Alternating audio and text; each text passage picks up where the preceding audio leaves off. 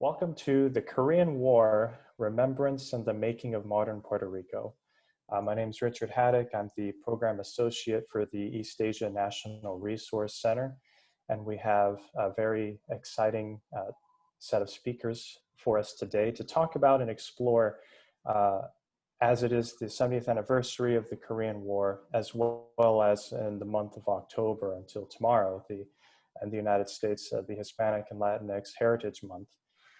And this project came out in part because of personal history. My grandfather served in the Korean War along with over 60,000 other Puerto Ricans. It's a story, a part of my family's history, as well as many others that I would have liked to explore more. And so I'm just very personally grateful and excited to be able to facilitate this conversation. So as we get started here, just wanted to lay down a couple of logistical rules. One is that this event will be recorded. So if you wanted to watch afterwards or share with friends, family, colleagues, you may do so. We'll send out a link afterwards. Even though it's recorded though, the only videos you will see are those of the presenters and panelists. So audience members, no need to worry if you're catching up on lunch or something else during this time, we won't be able to see you. And then during the session, we encourage you to submit questions via the chat box function. And that is the only means of communication. So we request that you send questions addressed to all the panelists so that myself and our staff can record your questions. And so that way during Q&A after the presentation, we can get to as many questions as possible. When you ask your questions, please also include an identification and affiliation as well. Especially since we're recording this, we want to make sure that we can contextualize questions as best as we can. So before we get to Dr. Frankie Rivera, I'd like to first introduce Dr. Jisoo Kim, who will be offering some introductory remarks. Dr. Kim is the director of the GW Institute for Korean Studies, the co-director of the GW East Asia National Resource Center, and the Korea Foundation Associate Professor of History, International Affairs, and East Asian Languages and Literatures. Dr. Kim is a specialist in gender and legal history of early modern Korea. Her broader research interests include crime and justice, forensic medicine, history of emotions, literary representations of the law, and gender and sexuality. Her first book, The Emotions of Justice, Gender, Status, and Legal Performance in Joseon, Korea, traces the discourse of emotions in the realm of law and examines how the narrative of one or the sense of being wronged played a crucial role in seeking and performing justice. Professor Kim, please take it away. All right, well, thank you, Richard, for that generous introduction. All right, I would like to welcome all of you to our exciting event today. This event was co-organized as part of our diversity initiative in our suite, as Richard mentioned. Well, our suite constitutes of GWIC's NRC, Secret Center for Asian Studies and Asian Studies program. And also this event was organized as part of celebrating Latinx Heritage Month. And so I'm extremely grateful that Professor Frankie Rivera was able to join us as a speaker for this event. Also, this year marks the 70th anniversary of the Korean War, and GWIC had a conference to commemorate the war in September. So today's event on the Korean War, Remembrance, and the Making of Modern Puerto Rico nicely complements the Korean War conference we had last month. Before I introduce our speaker, I would like to mention that today's event was organized by East Asia NRC and National Resource Center and co-sponsored by the Institute for Korean Studies, Security Policy Studies, and Cisneros Hispanic Leadership Institute. I would like to thank our co-sponsors and also our staff for making this event possible. All right, now I would like to have the pleasure of introducing Professor Frankie Rivera. He is an associate professor of history at Bloomfield College in New Jersey. He served as research associate at the Center for Puerto Rican Studies at Hunter College, City University of New York from 2012 to 2016. He is a published author, public intellectual, cultural critic, blogger on NBC, Latino Rebels, and HuffPost contributor. His work has been featured in national and international media outlets, including the New York Times, and he has been a guest in several national public radio programs, including Throughline, Borinqueneers, and On the Media, the Puerto Rican narrative.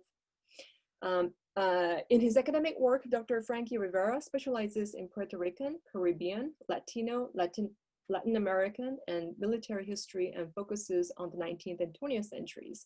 Among other interests, he addresses the issues of nation building, national identities, citizenship, military institutions, and imperial colonial relations. His latest book, Soldiers of the Nation, Military Service in Modern Puerto Rico, 1868 to 1952, was published by the University of Nebraska Press in 2018.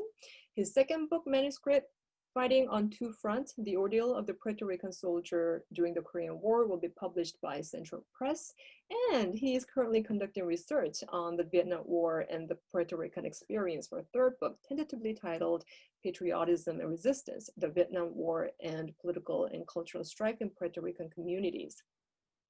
Once again, we are super excited to have him today. Without further ado, I would like to turn it over to Professor Frankie Rivera. Thank you, Richard, for inviting me, and thank you, Dr. Jisoo Kim, for your generous introduction. And really happy. I'm really happy to be here. I guess I'll get right to it right after I'll do this. And if you could assist me with the slides, I would appreciate that. A pleasure to be here. June 25th, 2020 marked the 70th anniversary of the beginning of the Korean War. No conflict has been as impactful and transformative for Puerto Rico and the Puerto Ricans as the Korean War. In slightly over 3 years of fighting, some 61,000 Puerto Ricans served in the United States Armed Forces, mostly with the Army. They suffered 3,540 casualties, of which 747 were killed in action or died of their wounds. By comparison, during World War II, some 65,000 Puerto Ricans served, of which 368 lost their lives in combat, training, and accident.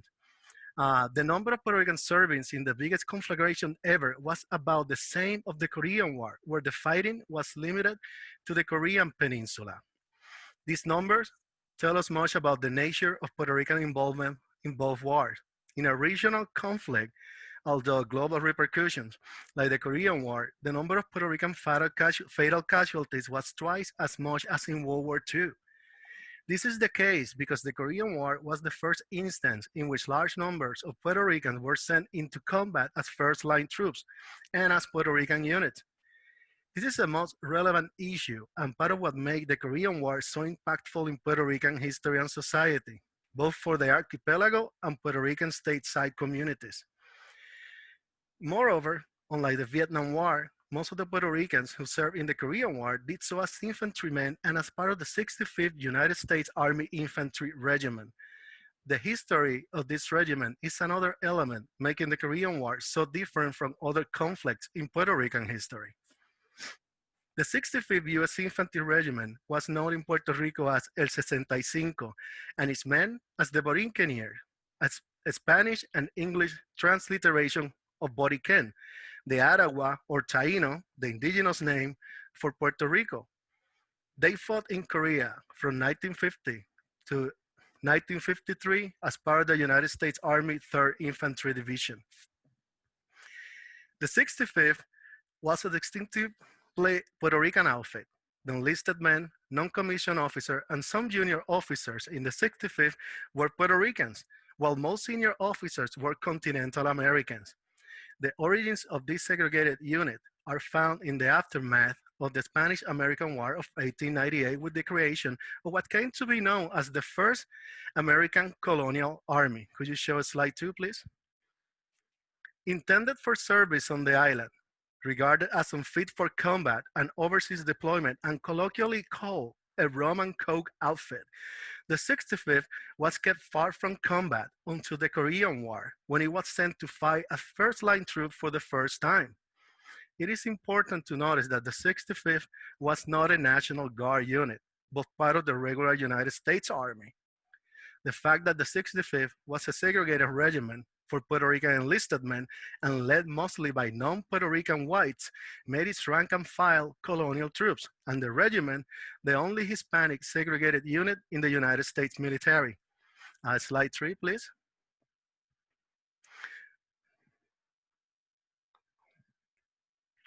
On October 12, 1950, Puerto Ricans learned that the 65th was fighting in Korea.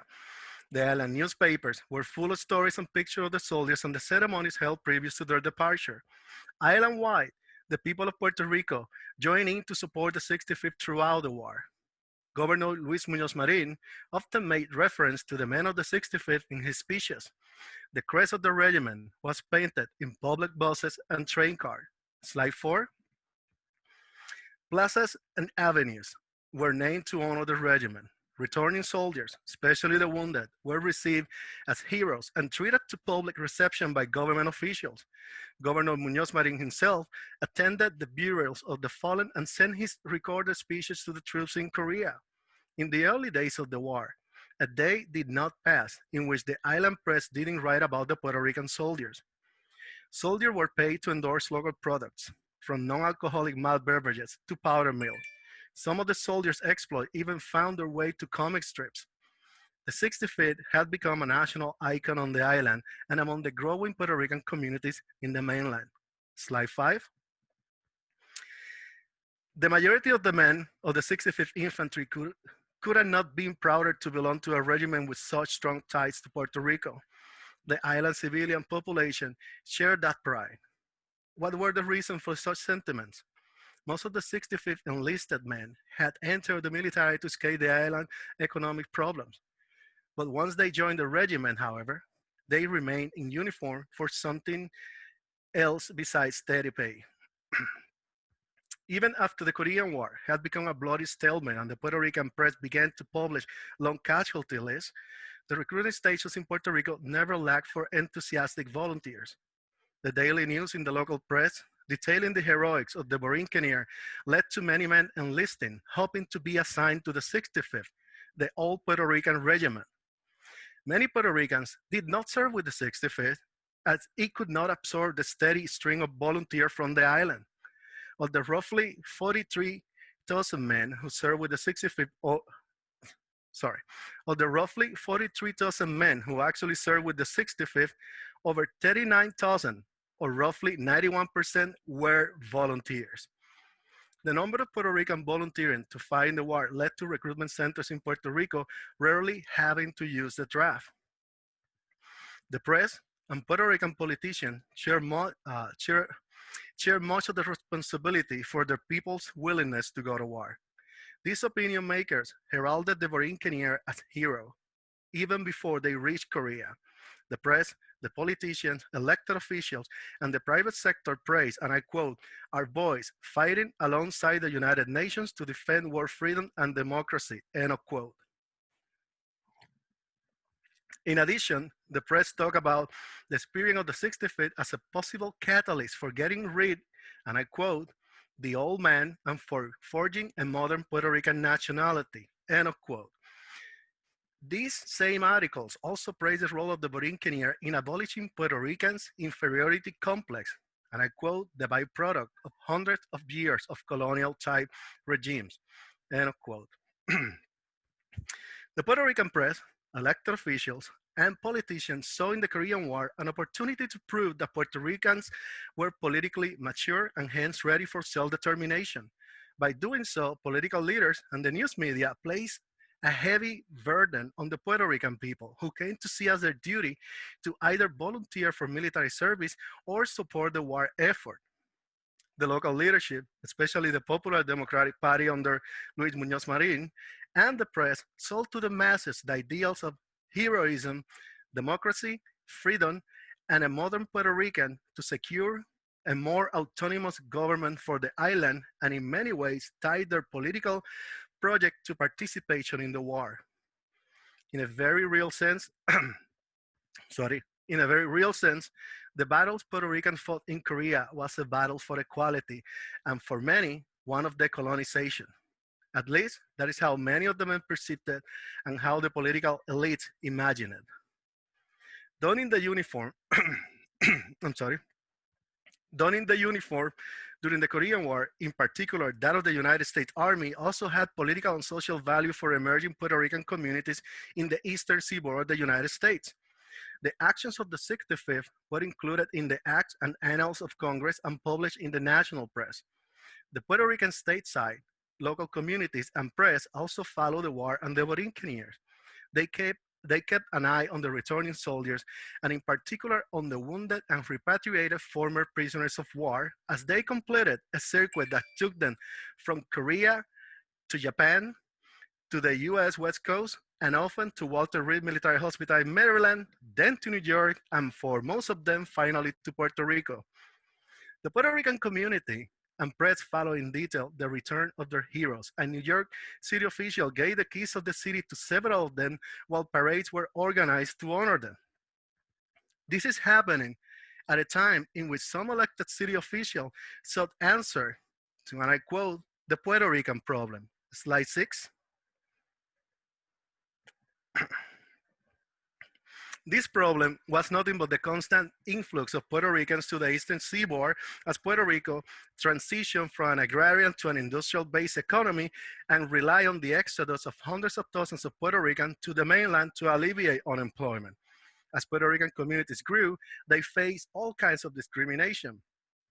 Highlighting the service and sacrifice of Puerto Rico in the war was a form of politics of respectability and also a way of staking a claim of belonging for sprawling Puerto Rican stateside communities.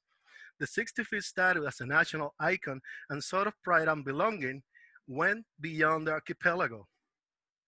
The call to arms, however, was ambiguous. The press and the governor of the island told Puerto Rican that it was their duty as Puerto Rican to defend the American nation to which they belong. And the enthusiastic response to this call further complicated the essence of Puerto Ricanness. It was common for soldiers deployed in Korea to express they felt they were both Puerto Ricans and Americans. Slide 7. This is one of the central issues I explore in my forthcoming book, Fighting on Two Fronts, the experience of the Puerto Rican soldiers, of the Puerto Rican soldier in the Korean War, because the narrative regarding the Puerto Ricans' identity became one of the ideological pillars for the creation of the Free Commonwealth of Puerto Rico, or the Estado Libre Asociado, which was established, which was established on July 25, 1952, and which still defines the relation between the United States and the island. The Borinqueneers, going back to them, the Borinqueneers knew they were in the spotlight and came to internalize their iconic status. On Christmas Eve, 1950, the men of the 65th, the last United Nations troops in Hunan, were finally evacuated from the besieged port after covering the last stage of the 1st Marines Division retreat from the Chosin Reservoir. Slide 8. Last year, an American graduate student studying in the Netherlands sent me an email in which she shared that her grandfather was one of those Marines who, when they reached American lines and safety, they were met by men from Puerto Rico. She wrote that she's forever grateful, and so was his grandfather. As the 65th commanding officer, at the time, Colonel William W. Harris boarded the last transport out of Hunan, someone handed him a copy of an article from the Pacific Stars and Stripes. The article quoted Corporal Ruiz from Puerto Rico saying, and I quote, "We're proud to be part of the United Nations forces, and we're proud of our country. We feel that too many people do not know anything about Puerto Rico. They think that we're all natives climbing trees. We're all glad for the chance to fight the communists and also for the chance to put Puerto Rico on the map. It will be a great accomplishment if we can raise the prestige of our country in the eyes of the world." End of quote. Puerto Rican soldiers were praised as heroes and champions of democracy abroad and at home. Could you please show slide 9? This is a series of the flag that they will receive, and you could just keep going to 10. Finally, show 11. And you could see in the end, when we're reading, they're reading the Constitution from the festivities the festivity plan for the soldier, declaring when the first contingent of Puerto Rican soldiers who had perform their tour of duty and are returned to the island is declared a holiday. And this is how they are received. And you could leave it in slide 12 with the soldiers reading the Constitution. So far, this sounds great, right? Well, let's talk about the debacle. Uh, Things would change during the second half of the war, and the record of the Borinqueneers would be temporarily stained. The replacement of combat-hardened troops with poorly trained yet enthusiastic recruits who spoke little English, an acute dearth of bilingual NCOs, and new continental officers that did not speak Spanish, some of, some of whom openly showed their disdain for Puerto Rican soldiers and officers, led to tragic events during the battles of Outpost Kelly and Jackson Heights in the autumn of 1952. Slide 13. The back-to-back debacles were followed by a series of mass court-martials in which 87 enlisted men and one Puerto Rican officer received sentences ranging from 6 months to 10 years imprisonment, total forfeiture of wages, and dishonorable discharges for charges varying from willful disobedience of a superior officer to cowardice before the enemy. Slide 14. Such news were hard to swallow for the Puerto Rican public. An assembly of the soldier parents drafted and sent a rather Spartan message to President Dwight Eisenhower. And I quote, "Preferimos verlos muertos," end of quote. The parents' resolutions, published in the January 26, 1953 edition of the Daily News El Imparcial, stated, and I quote, "We prefer to receive the corpses of our sons killed heroically on the battlefield of Korea than to have them return stained with the stigma of cowardice," end of quote. The parents asked for their son to have the chance to prove their accusers wrong by returning to the battlefield. Many of the sentenced soldiers wrote similar letters, which were then published in the local press. In a very rare display of national unity, Puerto Ricans from different walks of life and different political affiliations and ideologies found common ground and rallied in defense of the Borinqueneers. They were joined by continental officers who had served with the regiment. For example, General J. Lawton Collins, who had visited the training camps in Puerto Rico and was very familiar with the 65th, told the House Armed Service Committee, and I quote, "The Puerto Ricans have proved that they're brave and can fight as well as any other soldier when properly trained and equipped." Slide 15. Under pressure, the military agreed to conduct a review of the sentences. Few of the soldiers from the 65th had their sentences reduced. The review board found the verdicts and sentences to be correct in law and fact. But between June and July of 1953, however, the Secretary of the Army reviewed the cases and remitted the unexecuted portions of the sentences of all but 4 of the accused. The soldiers who had their sentences remitted were returned to duty. The Puerto Rican public was still rolling from the effect of the mass trials when more bad news reached the island. On March 4, 1953, an Army spokesman announced that the 65th would be integrated with continental troops and the excess Puerto Rican soldiers would be sent to other units. The 65th would cease to exist as a Puerto Rican unit. The vast majority of Puerto Rican soldiers serving with the 65th Infantry promptly condemned the Army's decision. Pedro Martir, a member of the 65th for 17 years, declared that he would rather lose his pension than continue to serve in an integrated 65th Infantry. Other soldiers objected to the integration on the basis of unit pride and the fear of being laughed at by continental troops because of cultural differences. Corporal Felix Rodriguez insisted, "I think it's," and I quote, "I think it's better to fight with my own people. We understand each other." Private First Class Antonio Martinez, a Borinqueneer from New York City, commented that racial prejudice would make life hard for Puerto Rican service in other regiments. Despite all the protests, the regiment was quickly integrated as planned. Eventually, the Borinqueneers record would be restored. In 1954, the 65th Infantry returned to Puerto Rico and was reconstituted as an old Puerto Rican formation. The island had its regiment back, but not for long. The 65th was deactivated in 1956, but the unit story did not end there. Colonel Cesar Cordero, who had led the 65th during the Battle of Outpost Kelly, Outpost Kelly, and who had advanced to Brigadier General and Adjutant General of Puerto Rico's National Guard, led an active campaign that culminated with the reactivation and transfer of the 65th from the regular army to the Puerto Rican National Guard in 1959.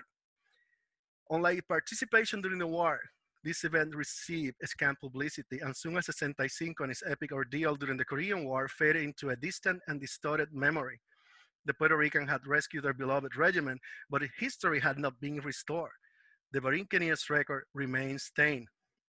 The culmination of the recovery and restoration process is the awarding of the Congressional Gold Medal several years ago.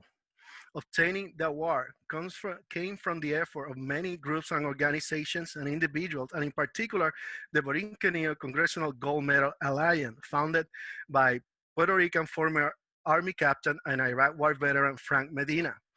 The medal has been awarded to other famous minority units, including the Tuskegee Airmen, the Navajo Code Talker, the Nisei Soldiers, and the Montfort Point Marines, and very recently to the World War II Filipino Scouts. The Borinqueneers are the first unit from the Korean War to receive the award. Slide 16.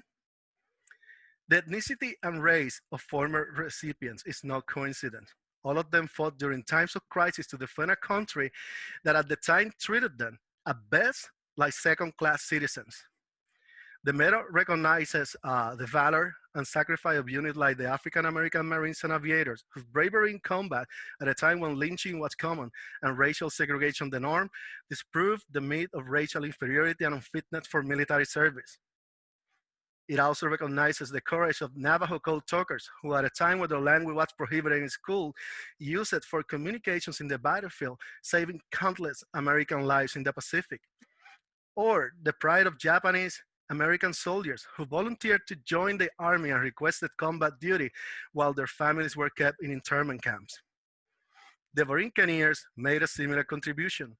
The men of the 65th were willing to pay the ultimate price at a time when Puerto Ricans were labeled in the press, in academic circles, and by elected officials a problem to be dealt with. The bill awarding the Congressional Gold Medal passed both houses of Congress unanimously. When President Barack Obama signed the bill on June 10, 2014, it recognized the honorable service of the 65th and its men, which during the Korean War had to fight on two fronts. On both fronts, the Borinqueneers conducted themselves with honor and dignity. Since the American Revolution, Congress has commissioned gold medals as its highest expression of national appreciation for distinguished achievement and contribution.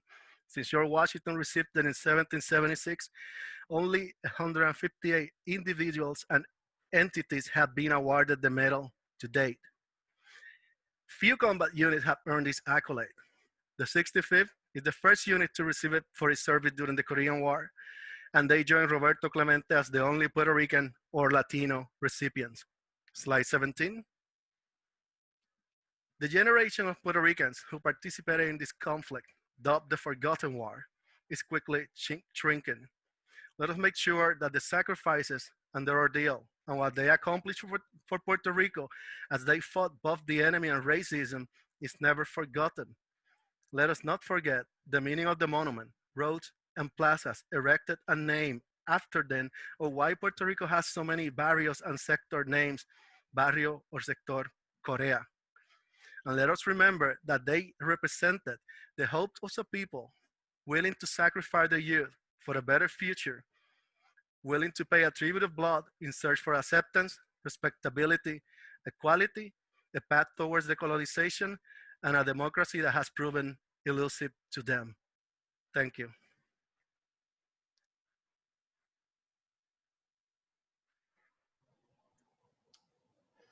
Well, thank you so much, Dr. Frankie Rivera, for such a enlightening and insightful presentation. So now I'll be facilitating the question and answer portion.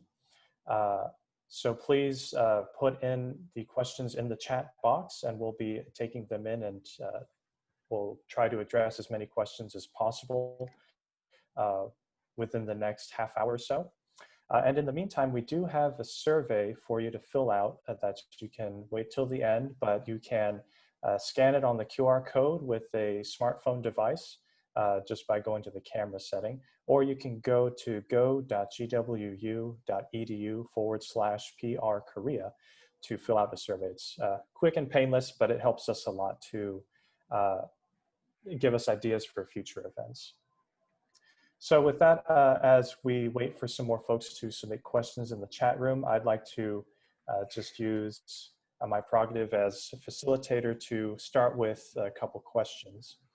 The first one is, and we spoke a little bit about this before the session started, but I'm interested in the politics of flags in this case. And in the slideshow, as well as in your presentation, there is discussion, even the image that you see on the screen, about how Puerto Rican soldiers were proud to display the flag, and that is a symbol of national and island pride. At the same time, during this period, starting in 1948, the gag law, or also known as La Ley de la Mordaza, was implemented, and there are different narratives that I would like for you to clarify, but essentially this gag law, as far as I've read, has been construed to limit island nationalism, including how that regards displaying the flag and what that might mean. But at the same time, as we see not only in the Korean War and also throughout Puerto Rican history, it's used as a national symbol. So I'd love to hear your insights about how the flag was used politically among Puerto Rican soldiers in Korea, as well as after the war, and if there were new narratives attached to the flag and its display as a result of the war. Sure. There is a common misconception that this flag was banned in Puerto Rico along with the anthem. As a matter of fact, the march of the 65th Infantry and what became the national anthem is called the Borinqueneers, one of their marches. And when a contest is created to choose what is going to be the national anthem, what is selected is the march played by the 65th. This is always linked to the gag law, but the gag law, what prohibited was not the display of national iconography, but the planning and promotion for overthrowing the elected government.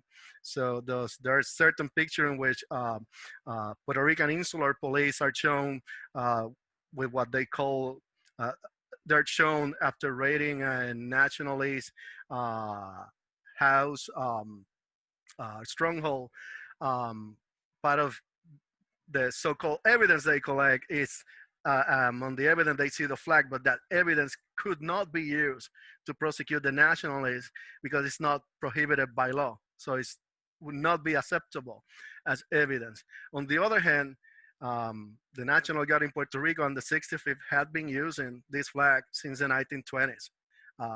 At the time of the Korean War, the flag is flying all over Puerto Rico, and it's even, I wish we could see some of the issues, because I took many of several pictures of this flag. These flags were actually used, were sent to Puerto Rican soldiers in Korea when training and leadership proved deficient, but they had to continue fighting to elevate their morale.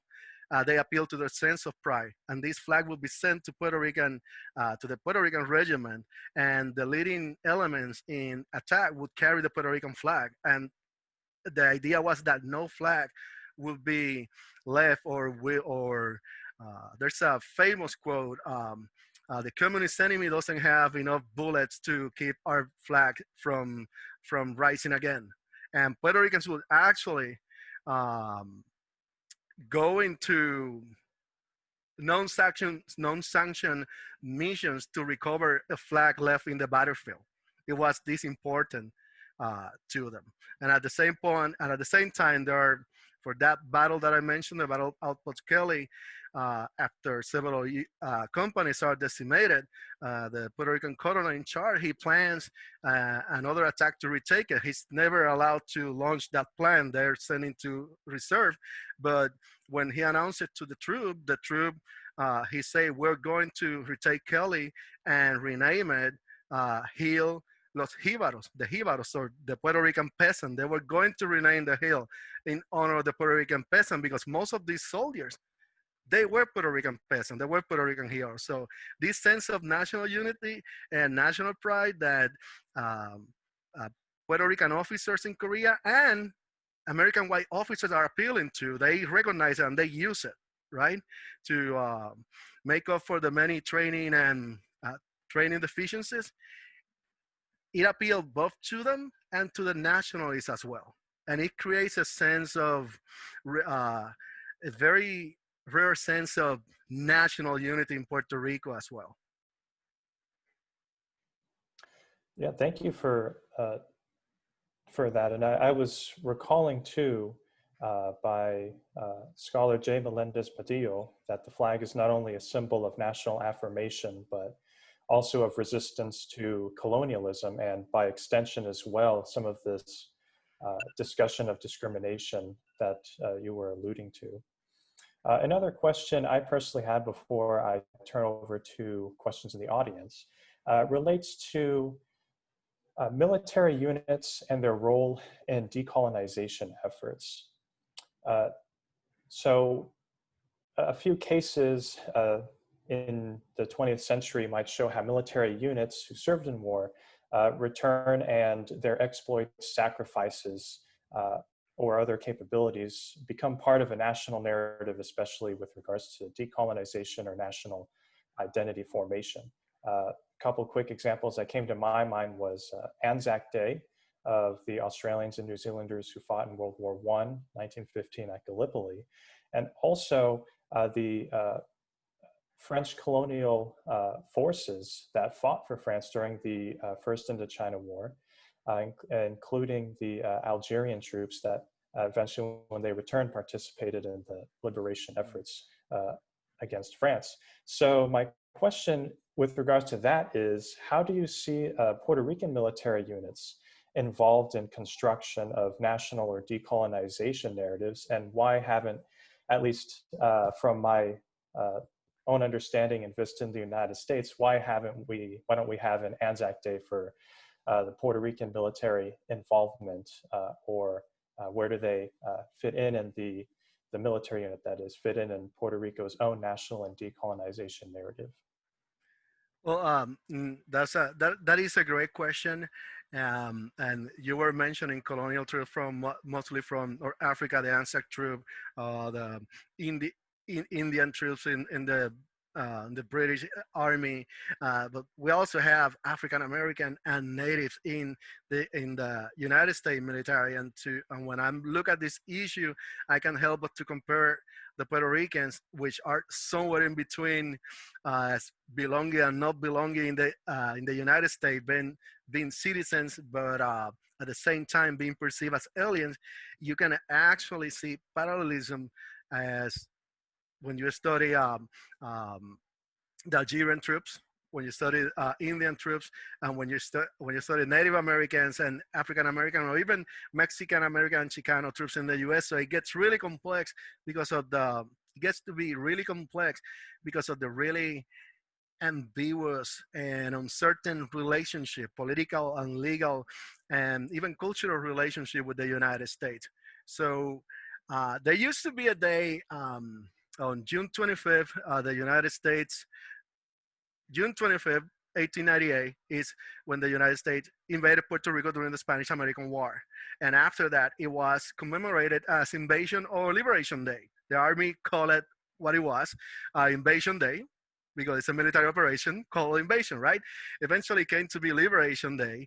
And until the mid-1950s, perhaps early 1960s, there would be a parade, because that day, the troops on June 25th, since the original invasion, troops, mostly Puerto Rican troops, would be on parade, right? And there would be a celebration. That is the date in which the new Puerto Rican Constitution comes into effect. And in a way, it's to erase the invasion and 50 years of what they call American tutelage and the creation of so-called autonomous Puerto Rican government. And the parade lasted a little bit more. And then after that, I guess around the time of, actually it's in the 1960s, when the Vietnam War becomes unpopular in the United States and become kind of unpopular in Puerto Rico, in which the military parades stop happening in Puerto Rico.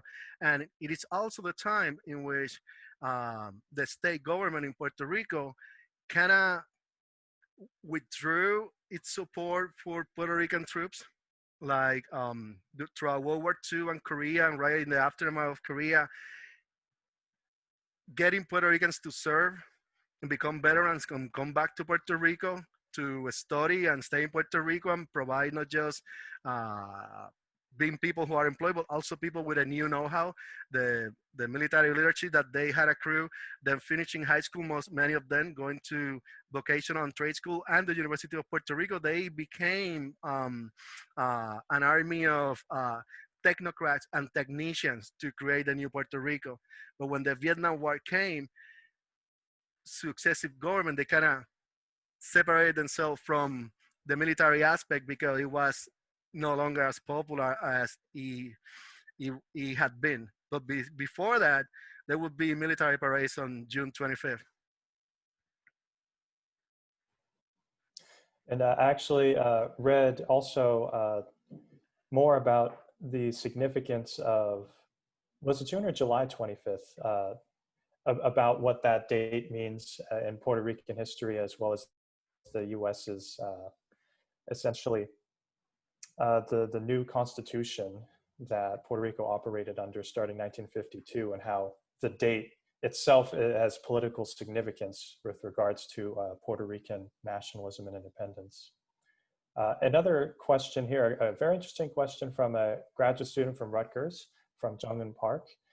Thank you so much for a fascinating talk. During the Korean War, North Korea's psychological warfare operators focused on exploiting the US racial discrimination against African Americans and other groups, and made propaganda leaflets specifically targeting African Americans to turn against white capitalists or and the other narratives ascribed to the US military effort. Was there a similar effort either from North Korea or perhaps China or other combatants during the war to target Puerto Ricans or other Hispanic or Latino UN soldiers? And similarly, in a similar vein, how common was anti-communist rhetoric among Puerto Rican soldiers, or was there great sympathy for leftist regimes? Well, I'm going to start by saying that there was little sympathy for leftist regime at this moment, because when the Cold War gets hot, right? And at the time, the United States had almost an unrivaled prestige, at least in Puerto Rico, after coming after World War II. World War II did wonders for Puerto Rico, and there were the casualties for Puerto Rican were so low that it's kind of like a golden age relationship-wise between the United States and Puerto Rico, and the leading political figure in Puerto Rico is using the narrative of opposing both fascism. We defeated fascism, now we have to defeat communism, that is coming from Washington to kind of silence the opposition in Puerto Rico as well. And he's really popular. His word is his word. So many of the soldiers carry this. With North Koreans and Chinese intelligence targeting Puerto Ricans.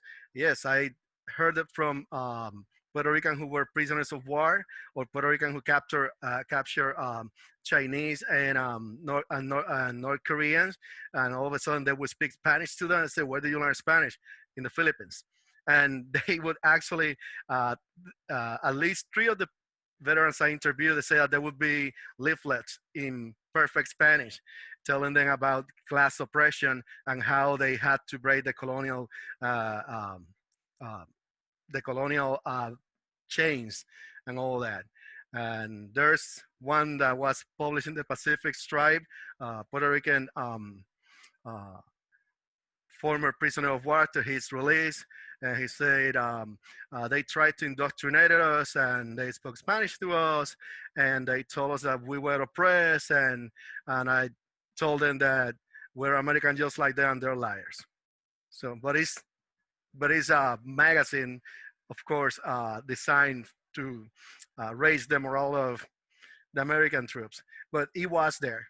It was there. And in several instances, I heard from veterans themselves that uh, it wasn't uncommon for them to get leaflets in Spanish and for prisoners, especially Chinese prisoners who have been in the Philippines, to speak Spanish to them.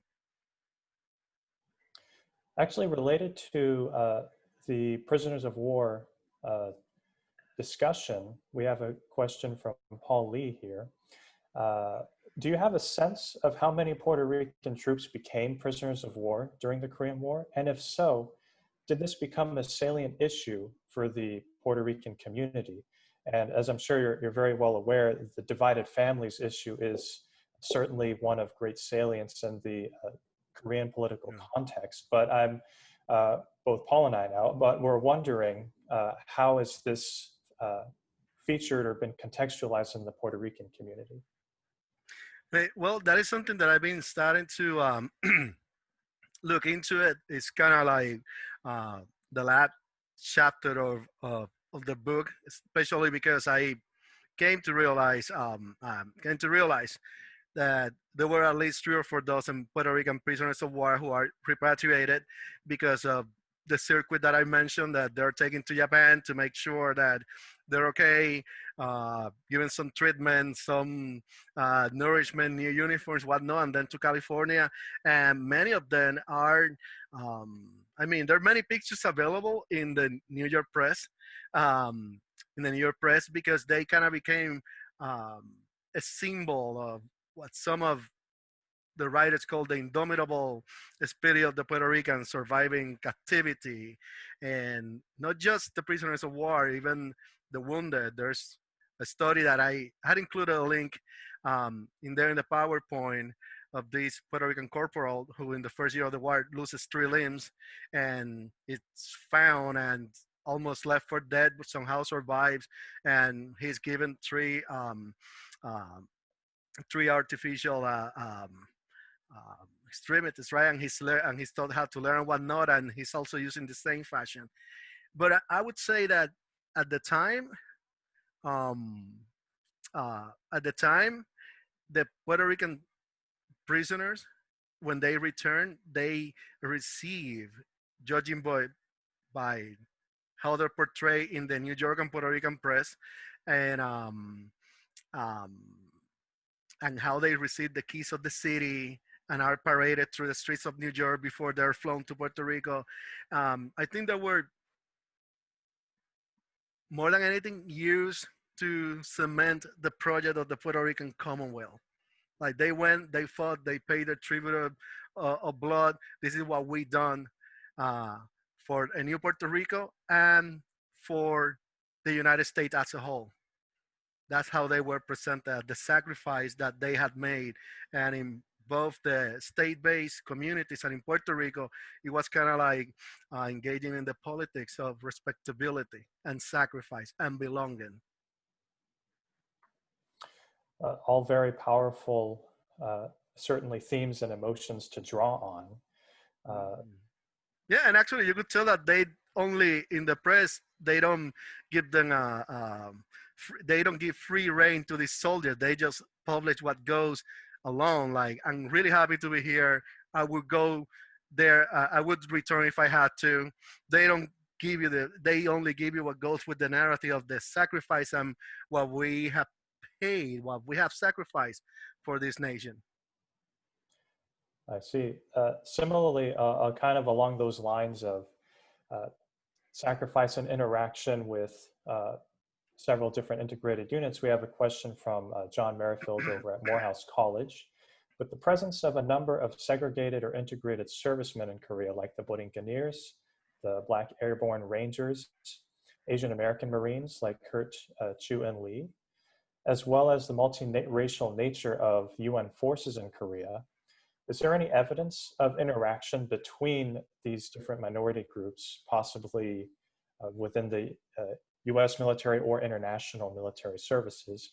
If there were, if these groups were in conversation with each other, were there any similarities to how they contextualized their segregated experiences?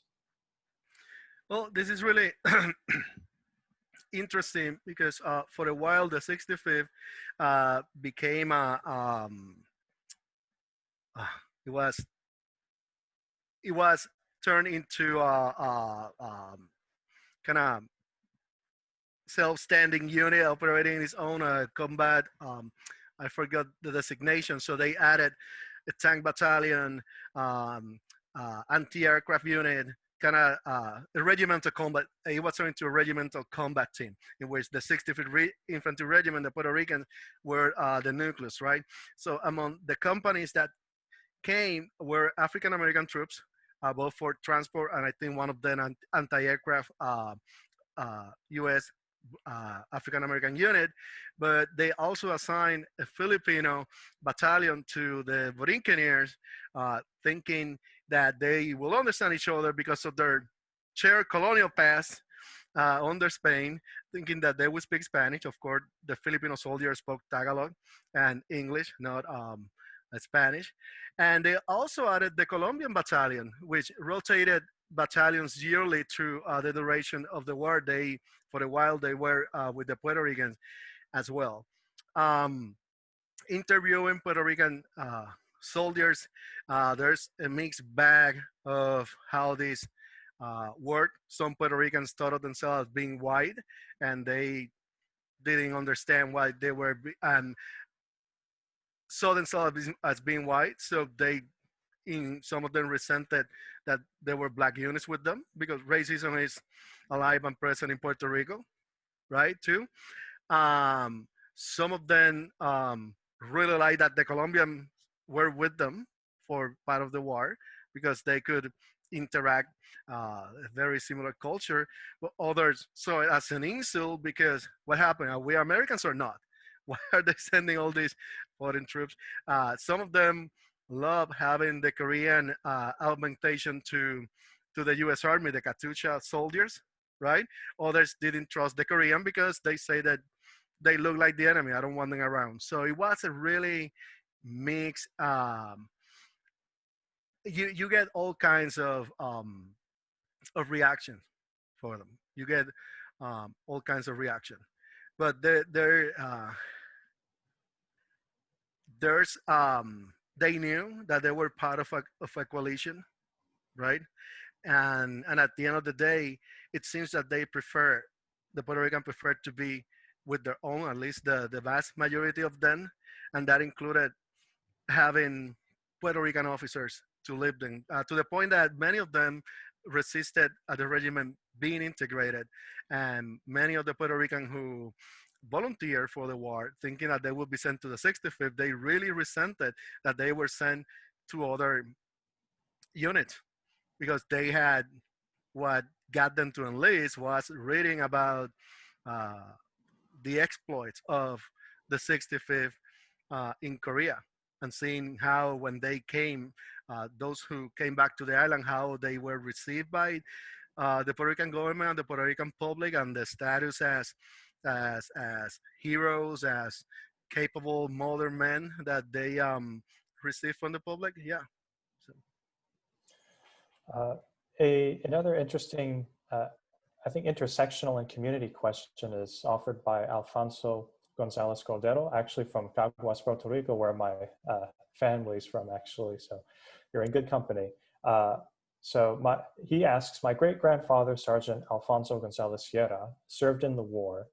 He told me he disembarked in Busan and later on fought against both North Korean and Chinese forces.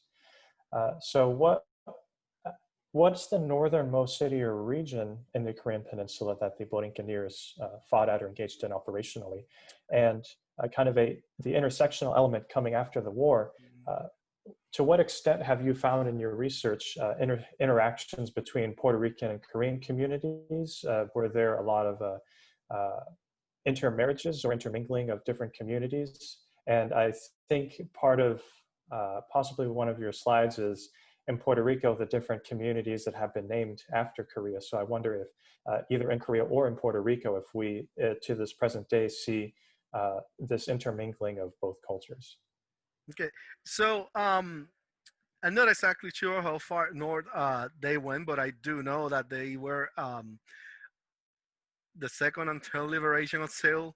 Um, and there's a picture that shows them like with uh, the first elements to do a reconnaissance of Seoul before liberating it. I think the second time, but I'm not quite certain. But at the time which the Marines are advancing, the at the time where the Marines are advancing and get trapped in the Chosin Reservoir, um, the U.S. is operating in south, kind of like the mid sector of mid east um, Korean peninsula.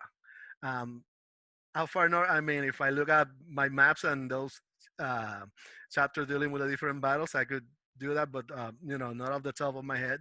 I don't know how far north um, they were, at least not off the top of my head. Although there's plenty of maps, um, especially from some of the former officers showing exactly where they were, and um, few volumes uh, these these volumes on the Korean War, they tell you exactly how far they went, and they do have the maps. As for interacting with the Koreans, um, this is something that I got from several of the veterans I interview. That many of them, when they look at not at the high hills in Korea or the low hills, it reminded them of Puerto Rico, and that is something that even some officers commented like, this Puerto Rican are really good going uphill, and it's like it was a terrain they were used to, right? So many of them told me it was like the Puerto Rican hills, but much taller, much bigger, and until it got cold, it reminded them of Puerto Rico, and many of them actually identify with the Korean peasantry, and they have a lot of empathy, of course, because many of them uh, had been peasant themselves, and they even so the garment worn by the Korean peasantry, and much of it reminded them of themselves a few years back or their parents, right? Um, they, in particular, this Puerto Rican corporal, I think he was at the time, uh, yeah, Corporal Cortez, yeah, Corporal Cortez, who later on became a bishop and a pillar of the Puerto Rican community in New York. He found himself in an ambush, and he was one of the few survivors. He doesn't even know how, and days afterwards, I mean, on that moment, he told me on that moment in which he never had to kill anyone. He's sure that he never had to kill anyone, but he told me the story that he used to take fresh fruit uh, from from lunch or from dinner, right, and keep it in his pockets, even though he wasn't supposed to. And then he would wash his uniforms in a river. Um, in a river. And actually, by the way, the interview on this part of the interview is available in the Center for Puerto Rican Studies in a digital humanities project called A Century of Heralded Service, the Puerto Rican Spirit of the U.S. Military. His interview is there. And he talked about, he saw this 5 or 6 year old Korean kid on the other bank of the river who always came to the river and he was washing his clothes, and he was so skinny, but he had this big smile, so he started bringing fruit and just loving them to the river, and that memory got him to say, please God, don't let me go to the war without having to ever kill someone. And he thinks he never had to. He saved a few lives, and he all the way to eventually becoming a pastor and a bishop in the city of New York and a pillar of the Puerto Rican community. So yeah, it was really impactful, because what you have is these tens of thousands of men who are going to Korea, many of them who saw combat or were near combat, and they accumulate their points and they go back mostly to Puerto Rico. That's why the Puerto Rican geography is spotted with remembrances of the war and even neighborhood and communities named after the war. It was a huge impact, and in the past year, some Borinqueneers, about 10, 12 years ago, a group of them uh, went um, went to Korea to actually meet with friends and um, just to make peace. Like many Vietnam War veterans have been doing, they went back to well to make peace with the past, I guess. Great. So in the interest of time, we're already a little over, so thank you to those who have stuck around with us until the very end. Uh, there's one last question. I hope if you can just answer briefly, then we will conclude. Um, to your knowledge, how many Puerto Ricans received either the Purple Heart and any other significant recognition? And to expand that, I believe in 2014, the Borinqueneers received the Congressional Gold Medal as a unit. I might be wrong, but in the themes of remembrance, both in the United States and in Puerto Rico, uh, what are some areas of recognition that you've seen the unit and Puerto Ricans in general gain? And what are areas that you think are still unsung of the story of this unit, as well as the Puerto Rican or other minority communities in the US? All right, so you know that they received the Congressional Gold Medal, which is for the unit, and they uh, it's the commendations say that it's because of their service in World War I, World War II, that was added, so all Borinqueneers could have it. I mean, the medal actually recognizes that they were basically, like I like to call it, borrowing from other historians, they were fighting on two fronts. They were fighting inequality, racism, colonialism, and the enemy put in front of them, right? So it was mostly about Korea because for most of their history, they had not fought a skirmish or two in France, but that was about it. They were not intended to fight. It is in this war in which they're in constant fighting. I don't have the exact number, but Purple Heart, someone, no, I do have it. I don't have it in front of me, but this I can tell you. Um, Purple Hearts is just when you're wounded, it's almost automatic, right? Many of them have 3, 4, 5 purple hearts, right? Um, when it comes to the ones for bravery, and this I discuss in one of my chapters, they didn't receive the same accolades for the same sacrifices. And someone who comes to mind that I would like to put kind of like a this has been done and it went nowhere, to put a task force together to make sure that Sergeant Modesto Cartagena received his Medal of Honor. He didn't receive it after his he didn't receive it. You know, the officer um, who wrote him down for a medal that then it turns into a silver star, basically said if I write him down for something higher than this, he will never get it because of discrimination.